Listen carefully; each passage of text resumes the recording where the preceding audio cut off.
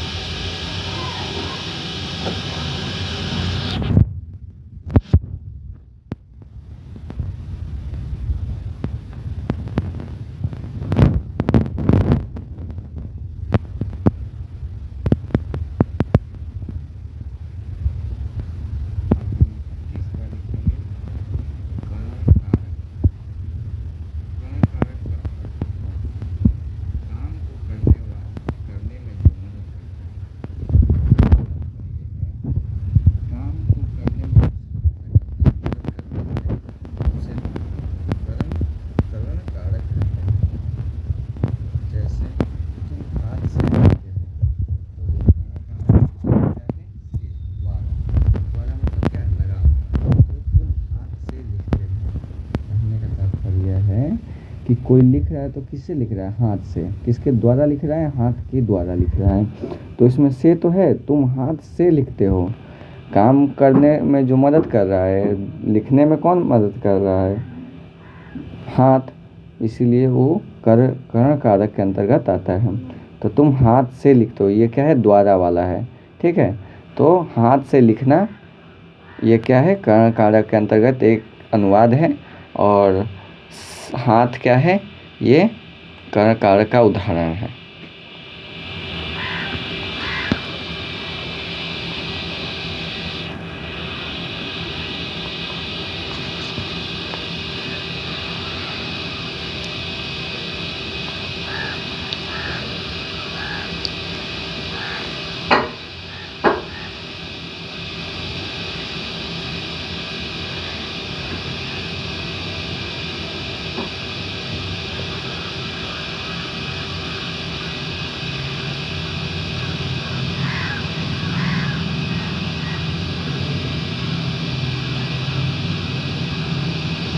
मैं ये जो पहले लिख दे रहा हूँ, पहले बता दे रहा हूँ, आपको समझा दे रहा हूँ, उसके बाद लिख रहा हूँ, ताकि आप भी जिस क्षेत्र में आपको कोचिंग संस्थाएं नहीं हैं, जिस क्षेत्र में आपको संस्कृत पढ़ने जाने में दिक्कत होती है, शिक्षक नहीं है, आप इसको लिख लें और अच्छे से याद करें और ज़्यादा से ज़्यादा लोगों के पास मेरे वीडियो शेयर करें, ताकि आपकी तरह जो भी बच्चे हैं वो लिखें।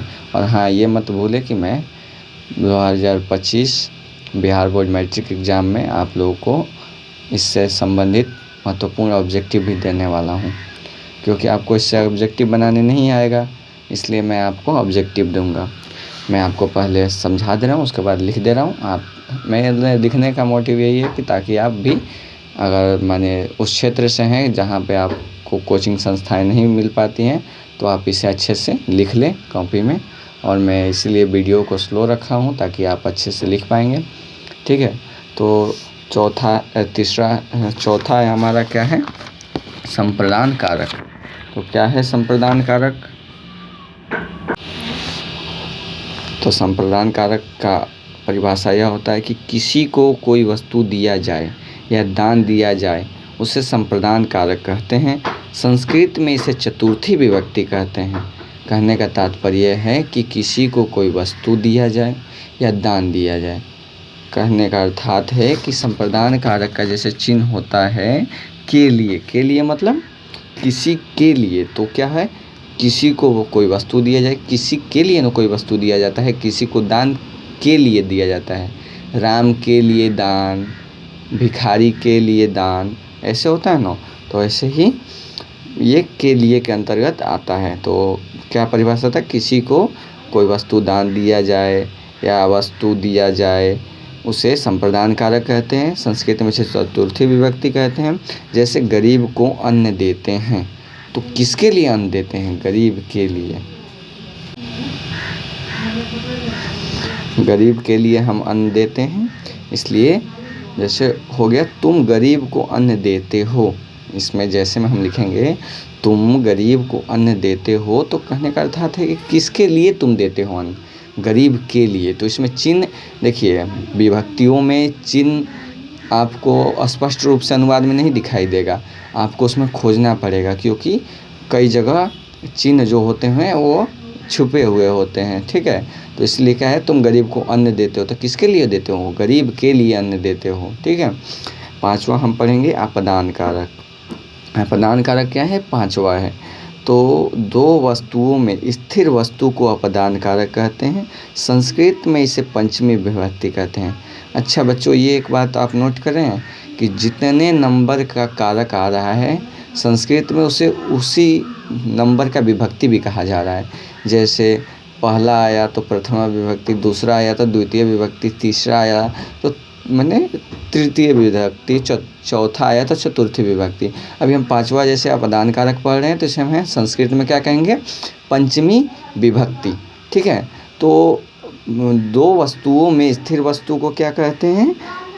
अपदान कारक कहते हैं। संस्कृत में से पंचमी विभक्ति। जैसे पेड़ से पत्ता गिरता है। अच्छा, मैंने आपको अभी समझाया था, जब मैंने पिछली क्लास में समझाया था कि एक से लगाव का होता है, द्वारा होता है, और एक त्याग होता है। तो यहाँ से का अर्थ त्याग है।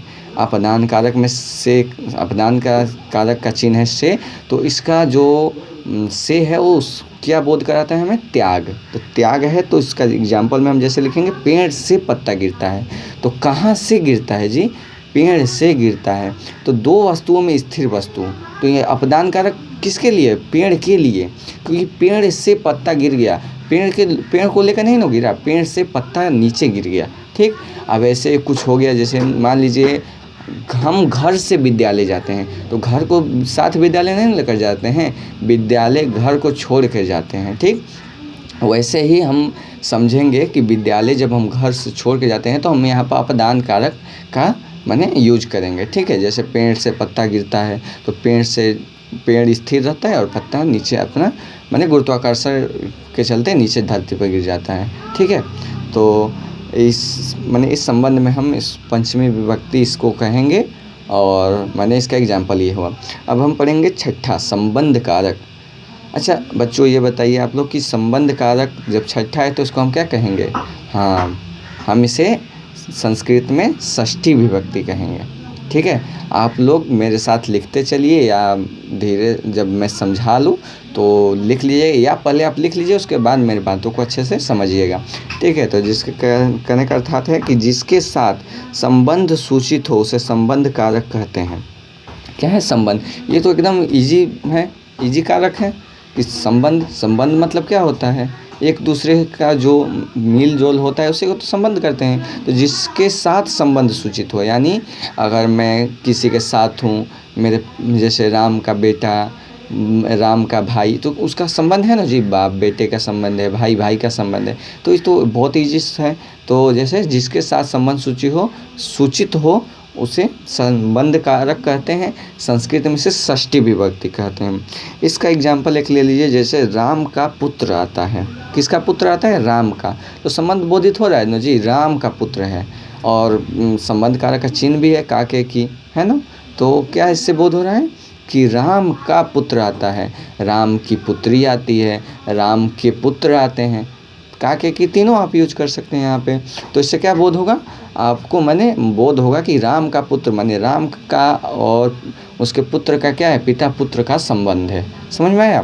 तो ऐसे ही आप बारी द बारी आप हमारे बातों को समझिए, और जो समझ में ना आए उससे कमेंट कीजिएगा। ठीक है, हम आपको उसको अच्छे से अगर कहिएगा तो एक और वीडियो बना देंगे इस पर और आपको समझा देंगे। और हाँ, आपको जिस सब्जेक्ट की 10th क्लास के जिस सब्जेक्ट में आपको प्रॉब्लम है, इंग्लिश छोड़कर, ठीक है, इंग्लिश छोड़कर आपको जिस सब्जेक्ट में प्रॉब्लम है उसमें आप मुझको कमेंट कर सकते हैं, हम उस पर वीडियो बना देंगे, उस टॉपिक पर वीडियो बना देंगे। एक टॉपिक आप कमेंट कर सकते हैं कि हमको ये बात सर जी ने समझाया, हमको समझ में नहीं आया, क्या आप हमको समझा सकते हैं? तो हम ज़रूर उसको समझाने की पूरी कोशिश करेंगे। ठीक है, और आप ज़्यादा से ज़्यादा लोगों के पास शेयर कीजिए मेरे वीडियो को। ठीक है, उसके बाद 7वां है अधिकरण कारक। आधार को ही अधिकरण कारक कहते हैं। अच्छा, 7वां है अधिकरण कारक, तो इसे क्या कहेंगे संस्कृत में? सप्तमी विभक्ति कहेंगे ना। हाँ, तो आप समझते हैं, तो इसको अच्छे से समझना है कि आधार को अधिकरण कारक कहते हैं, संस्कृत में से सप्तमी विभक्ति कहते हैं। अच्छा, आधार मतलब क्या हुआ? आधार का चिन्ह क्या था? में पर। में मतलब क्या होता है? जैसे टेबल थी, जैसे हो गया गाड़ी में इंसान है, किस आधार उसका है ना जी, गाड़ी के अंदर इंसान है, गाड़ी में है उसका एक आधार है गाड़ी का। टेबल पर पुस्तक है, उसका टेबल का एक आधार है, पुस्तक का एक आधार है ना टेबल। वो टेबल अगर हटा दिया जाए तो पुस्तक रहेगा और नीचे आ जाएगा। इसलिए जिससे आधार का बोध हो उसे अधिकरण कारक कहते हैं। जैसे मान लीजिए इसका एग्जांपल है, पेड़ पर कौवा है, तो किस पर है जी? पेड़ पर न है जी कौवा, तो इससे किसका बोध हो रहा है? आधार का। किसका बोध हो रहा है? कौवे के आधार का बोध हो रहा है। कौवे का आधार का मतलब कौवा कहाँ है? पेड़ पर है। ठीक है, अब 8वां हम पढ़ेंगे संबोधन कारक। तो संबोधन कारक किसे कहते हैं जी? अच्छा, आप लोग थोड़ा हमें ये बताइए कि संबोधन कारक को अभी तक जैसे हमने आपको समझाया, तो संबोधन कारक को संस्कृत में क्या कहेंगे? अब आप सोचते होंगे कि संबोधन कारक को अष्टमी विभक्ति कहेंगे। जी नहीं, गलत बात है। संस्कृत में संबोधन कारक को संबोधन ही कहते हैं। ठीक है, तो इसका परिभाषा होता है कि जिसको पुकारा जाए, बुलाया जाए, उसे संबोधन कारक कहते हैं। कहने का अर्थात है कि ये भी तो आसान है। देखिए कैसे संबोधन, किसी को बुलाना हो तो उसका नाम धरेंगे ना, मोहन इधर आओ, राम इधर आओ, तो उसको हम क्या करेंगे? संबोधित करेंगे, उसको नाम से उसके संबोधित करेंगे। जैसे मान लीजिए, जैसे आपके प्रधान आप कभी भाषण सुने होंगे तो कोई कहते हैं कि महोदय आप बच्चों को संबोधित कीजिए, तो क्या करेंगे? आपको संबोधित करेंगे। तो उसी प्रकार हम अगर किसी को बुलाते हैं, पुकारते हैं, तो उससे क्या होता है? संबोधन कारक का बोध होता है। संस्कृत में इसे संबोधन ही कहते हैं, आपको हमने पहले बता दिया। इसका एग्जाम्पल मान लीजिए, हम कहेंगे हे कृष्णा रक्षा करो। ठीक, तो इससे हम क्या कर रहे हैं? प्रभु को, श्री कृष्ण से हम क्या कर रहे हैं? या हे राम मेरी रक्षा करो। ठीक, तो इससे हमें क्या बोध हो रहा है कि हम किसी से मदद मांग रहे हैं, किसी को पुकार रहे हैं। ठीक, यहाँ पर संबोधन का प्रयोग किया जा रहा है। ठीक है, तो आज बस इतना ही। हम अब अगली वीडियो में आपको पढ़ाएंगे इसके बारे में, इससे अनुवाद कैसे बनेगा। अभी तक मैंने जितना पढ़ाया उस पर अनुवाद सॉरी बच्चों, कुछ डिस्टर्ब हो गया। तो क्या था, हाँ, तो हम बोल रहे थे कि मैंने अब आगे हम आपको इसको अनुवाद बनाना सिखाएंगे, ठीक है। तो ज़्यादा से ज़्यादा अपने दोस्तों के पास शेयर कीजिए। और हाँ, हमेशा याद रखिए, मैं हर वीडियो में बताऊंगा कि आपको एग्ज़ाम के टाइम एकदम इम्पोर्टेंट संस्कृत व्याकरण से संबंधित, हिंदी व्याकरण से संबंधित आपको ऑब्जेक्टिव मैं उपलब्ध कराऊंगा। ओके, बाय बच्चों।